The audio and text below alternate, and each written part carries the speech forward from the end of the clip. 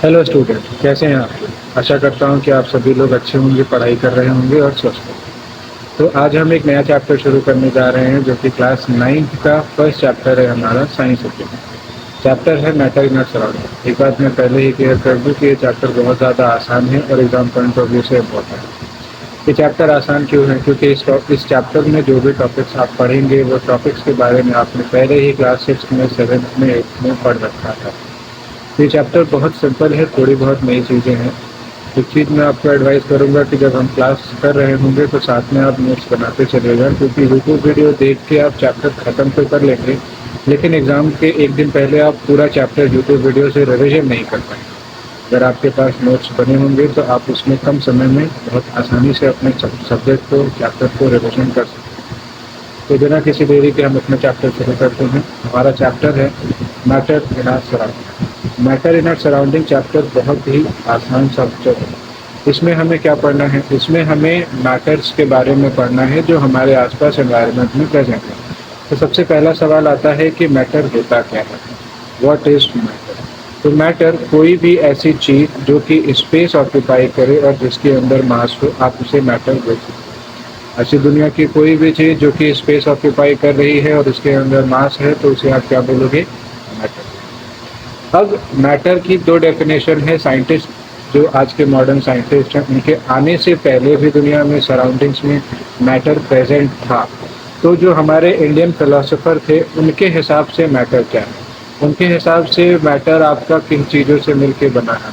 तो basically Indian philosopher के हिसाब से मैटर को क्लासिफाइड किया गया था अलग अलग पार्ट्स में, या मैटर आपका किन 5 चीज़ों से या किन 5 बेसिक एलिमेंट से मिलके बना है। तो मैटर आपका एयर, वाटर, अर्थ, स्काई और फायर, इन 5 चीज़ों से मिलकर बना है, जिसे हम पंच तत्व के नाम से भी जानते हैं। किस नाम से जानते हैं? पंच तत्व। पंच तत्व भी आप इसे बोल सकते हैं। ठीक, मैटर को हम पंच तत्व के नाम से भी जानते हैं। इसके बाद हमारे पास क्या है कि मॉडर्न साइंटिस्ट आते हैं। मॉडर्न साइंटिस्ट के हिसाब से मैटर क्या है? तो मॉडर्न साइंटिस्ट ने मैटर को बेसिकली 2 पार्ट में डिवाइड कर रखा है या 2 पार्ट में क्लासिफाइड कर रखा है। वो कौन से पार्ट्स हैं? 2 पार्ट में क्लासिफाइड कर रखा है। तो मैटर उनके हिसाब से जो 2 पार्ट में क्लासिफाई किया है, किसी न किसी बेसिस पे किया होगा। तो मॉडर्न साइंटिस्ट ने मैटर को 2 पार्ट में क्लासिफाई किया है, उसके फिजिकल और केमिकल प्रॉपर्टी के बेसिस पे। अब फिजिकल और केमिकल प्रॉपर्टी के बेसिस पे मैटर को डिवाइड किया गया है। इस चैप्टर में बेसिकली सिर्फ और सिर्फ हमें फिजिकल प्रॉपर्टी ऑफ मैटर के बारे में पढ़ना है। एनसीईआरटी में सिर्फ फिजिकल प्रॉपर्टी के बारे में दिया गया है। आपके एग्जाम में सिर्फ फिजिकल प्रॉपर्टी के बारे में आएगा, तो हमें इस चैप्टर में सिर्फ फिजिकल प्रॉपर्टी ऑफ मैटर के बारे में पढ़ना है।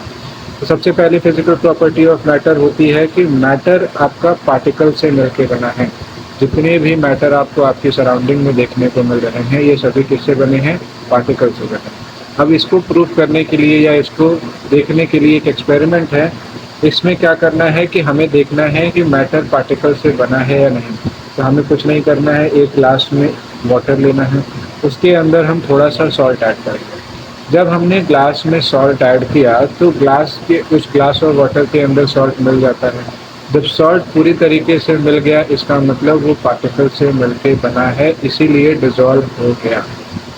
ठीक, अगला है कि मैटर आपका बहुत ज़्यादा छोटा है। सेकंड प्रॉपर्टी क्या है मैटर की? कि मैटर बहुत ज़्यादा साइज में छोटा है। इसको करने के लिए भी हमारे पास एक एक्सपेरिमेंट है। एक्सपेरिमेंट क्या है कि हमने एक ग्लास और वाटर लिया, जिसके अंदर हमने क्या रखा है? वाटर रखा है।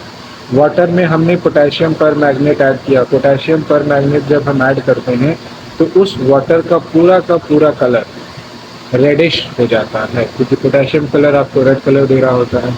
अब आप इसी रेड वाटर में से 10 ml वाटर निकाल के एक फिर से साफ पानी में डालते हैं, तो उस पानी का कलर भी चेंज हो जाता है, बस बगल वाले से हल्का सा कम रेड रहता है।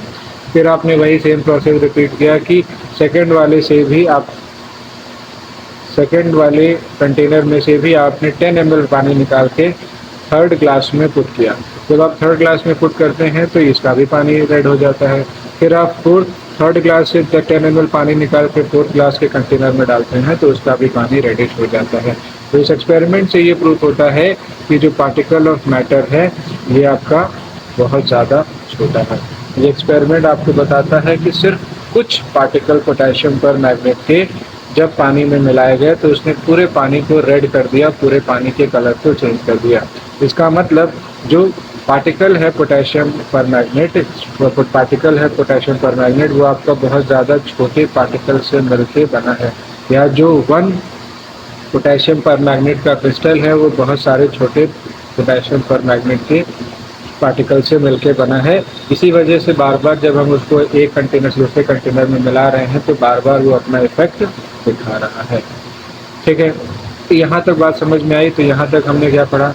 यहाँ तक बेसिकली हमने देखा कि मैटर क्या होता है। तो मैटर हमारा क्या है? मैटर कोई भी ऐसी चीज़ जो कि जगह ऑक्यूपाई करे और उसके पास थोड़ा बहुत मास हो तो आप उसे मैटर बोल सकते हैं। इंडियन फिलोसोफर के हिसाब से मैटर 5 चीज़ों से मिलकर बना है। सॉलिड आपका एयर है, वाटर है, अर्थ, स्काई और फायर। मॉडर्न साइंटिस्ट के हिसाब से मैटर को उनके फिजिकल और केमिकल प्रॉपर्टीज़ के हिसाब से डिवाइड किया गया है और इस चैप्टर में हमें सिर्फ फिजिकल प्रॉपर्टी ऑफ मैटर के बारे में पढ़ना है। पहली प्रॉपर्टी है कि मैटर आपका किससे बना है? तो मैटर आपका पार्टिकल्स से मिलकर बना है। दूसरी प्रॉपर्टी है कि मैटर्स के जो पार्टिकल्स हैं वो बहुत ज़्यादा छोटे हैं, ये भी हमने एक्सपेरिमेंट से पढ़ लिया। थर्ड प्रॉपर्टी क्या है? थर्ड प्रॉपर्टी कुछ भी नहीं। पूरी प्रॉपर्टी बेसिकली हमको पढ़ना है कि मैटर आपका पार्टिकल से मिलकर बना है और मैटर बहुत ज़्यादा छोटा होता है। मैटर्स के पार्टिकल्स बहुत ज़्यादा छोटे होते हैं। इसके बाद हमें जो टॉपिक पढ़ना है ये है हमारा कैरेक्टरिस्टिक ऑफ मैटर। मैटर की क्या क्या खूबियाँ हैं या मैटर के अंदर क्या क्या विशेषताएँ हैं। तो बेसिकली मैटर आपका कुछ भी हो सकता है, शुगर है, सॉल्ट है, डिटॉल, पोटेशियम, ये सब कई सारी चीज़ हो सकती है। जब हम इनको पानी में मिलाते हैं तो ये वाटर में अपने आप को इक्वली डिस्ट्रीब्यूट कर लेते हैं। ये वाटर में अपने आप को इक्वली डिस्ट्रीब्यूट कर लेते हैं। ठीक, ऐसा क्यों?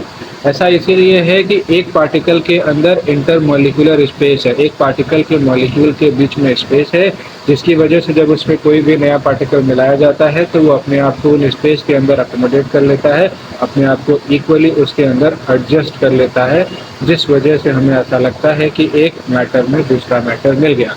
एग्जाम्पल में आपने एक साफ पानी में एक बॉटल या एक ढक्कन डिटॉल मिलाया तो डिटॉल पूरी तरीके से पानी में डिजॉल्व हो जाता है। आप शुगर भी मिला सकते हैं, सॉल्ट भी मिला सकते हैं, पोटेशियम पर मैग्नेट भी मिला सकते हैं और ये एक्सपेरिमेंट आप घर पे करके देख सकते हैं।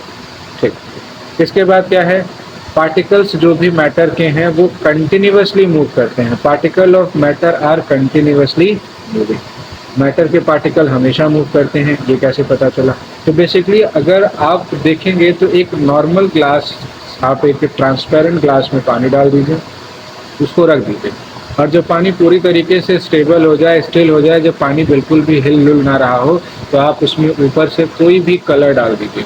आप नोटिस करेंगे कि कलर धीरे धीरे करके पूरे पानी में अपने आप डिजॉल्व हो गया। आपने उसको हिलाया नहीं, उसमें से चम्मच से उसको मिलाया नहीं, लेकिन उसके बाद भी पूरा कलर वाटर में डिजॉल्व हो जाता है। ऐसा क्यों? ऐसा इसीलिए हो रहा है कि वाटर मॉलिक्यूल के जो भी पार्टिकल हैं वो वाइब्रेट कर रहे हैं, वो खुद से अपना मूवमेंट कर रहे हैं। तो जितने भी मैटर हमारे यूनिवर्स में हैं वो सभी कंटिन्यूअसली मूव करते रहते हैं। और मूव करने का रीज़न क्या है? हर एक पार्टिकल के बीच में काइनेटिक एनर्जी प्रेजेंट होती है। ठीक, तो पार्टिकल्स के बीच में काइनेटिक एनर्जी है या पार्टिकल्स के अंदर काइनेटिक एनर्जी है जिस वजह से वो मूव करते हैं। और दूसरा, जब जब आप टेम्परेचर बढ़ाते हैं किसी भी पार्टिकल का, जैसे जैसे आप टेम्परेचर इंक्रीज करेंगे वैसे वैसे उसकी काइनेटिक एनर्जी बढ़ेगी और काइनेटिक एनर्जी बढ़ेगी तो वो ज़्यादा तेज़ी से मूव करना शुरू कर देता है। ठीक, तो increase in temperature increases the kinetic energy of the particle.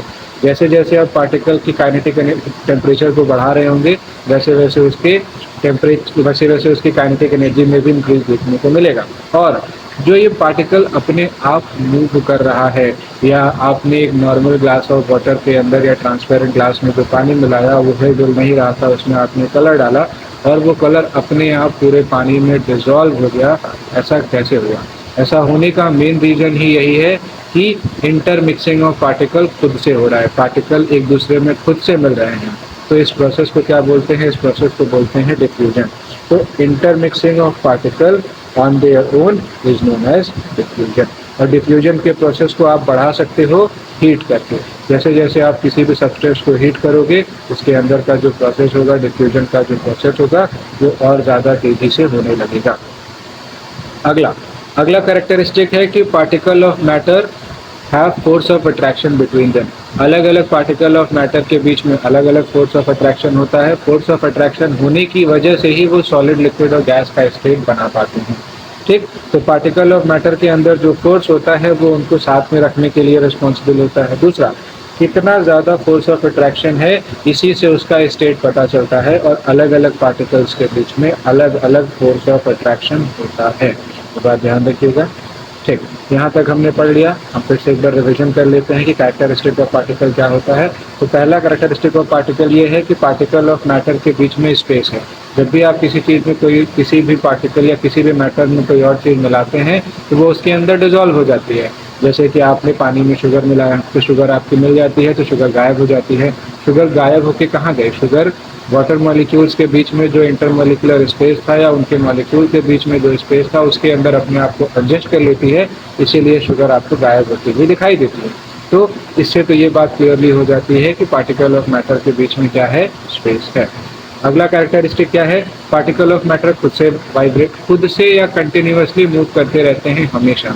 इसको भी करने का सिंपल सा तरीका है कि आप एक नॉर्मल ग्लास ऑफ वाटर लीजिए, जो बिल्कुल भी हिल ना रहा हो, उसमें आप थोड़ा सा कलर डाल दीजिए और आप नोटिस करिए कलर धीरे धीरे करके अपने आप पूरी तरीके से डिजॉल्व हो जाएगा। ये क्यों हो रहा है? क्योंकि पार्टिकल ऑफ मैटर हमेशा वाइब्रेट करते रहते हैं, हमेशा मूव करते रहते हैं। और मूव करने का रीज़न क्या है? मूव करने का रीज़न है उनके बीच में प्रेजेंट काइनेटिक एनर्जी। और ये काइनेटिक एनर्जी को हम बढ़ा सकते हैं कैसे? टेम्परेचर देकर। जब भी हम किसी भी पार्टिकल को हीट करेंगे तो उसके अंदर काइनेटिक एनर्जी बढ़ जाएगी, और काइनेटिक एनर्जी बढ़ जाएगी तो जो इंटरमिक्सिंग ऑफ पार्टिकल का प्रोसेस है वो बहुत तेज़ी से हो जाएगा। और अगर आप किसी भी मैटर को ठंडा कर देंगे तो उसके अंदर की काइनेटिक एनर्जी घट जाएगी, और काइनेटिक एनर्जी जब घट जाएगी तो उसके बीच का जो इंटरमिक्सिंग ऑफ पार्टिकल का प्रोसेस होगा वो कम हो जाएगा। और जो ये पार्टिकल खुद से मिक्स हो रहे हैं, खुद से अपने आप को मिक्स कर रहे हैं, इसी प्रोसेस को बोला गया है डिफ्यूजन। बात समझ में आई? पार्टिकल ऑफ मैटर के बीच में फोर्स ऑफ अट्रैक्शन होता है। फोर्स ऑफ अट्रैक्शन कैसे? कि उनके बीच में फोर्स है जो कि उनको साथ में रखने के लिए रिस्पॉन्सिबल है।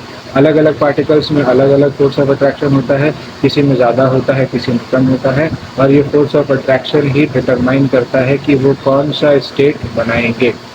आज की क्लास यहीं तक, आगे हम पढ़ेंगे स्टेट ऑफ मैटर। अगर आपको लेक्चर समझ में आ रहा हो, टॉपिक समझ में आ रहा हो तो चैनल को सब्सक्राइब करिएगा, अपने फ्रेंड्स के साथ शेयर करिएगा और सपोर्ट करिएगा। अगर आपको कोई भी प्रॉब्लम होती है तो आप कमेंट सेक्शन में बात कर सकते हैं, हम आपके डाउट को क्लियर करेंगे।